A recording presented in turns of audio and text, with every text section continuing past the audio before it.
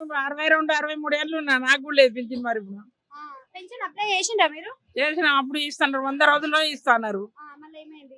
100 రోజులు లేదు, 2 ఏళ్ళు అయిపోయింది కూడా ఇచ్చులేదు. అంటే మీ దగ్గర ఉన్న అధికారులను మీరు అడగలేదా?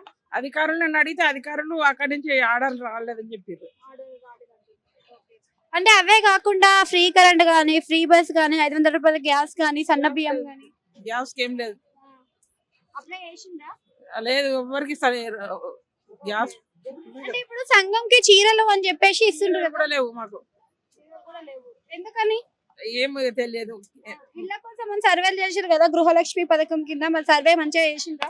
అది ఏదో ఒక 10 మంది చేస్తే అలా 2కో 3కో వచ్చినాయి. సర్వే కూడా చేసిండ్రు కదా, మరి సర్వే కూడా మంచిగా చేయలేరా? ఇంటికి వచ్చి ఫోటోలు తీసుకున్నారు కానీ, కేసీఆర్ ఉన్నప్పుడు బాగుందా, ఇప్పుడు బాగుందమ్మా? కేసీఆర్ ఉన్నప్పుడే బాగుంది. ఎందుకు అట్లా? అట్లుంది, ఆయన పెద్ద మనిషి కాబట్టి ఆయన అట్లుంది.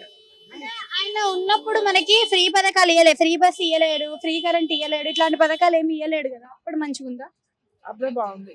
ఎందుకు అట్లా? ఆయన ఎందుకు నచ్చింది నీకు? ఆయన పరిపాలనకి ఈయన పరిపాలనకి తేడా ఉంది. మరి ఏం తేడా ఉంది? ఆడలకేమో ఫ్రీ పెట్టి మగవాళ్ళకి ఎక్కువ చేసాడు కదా.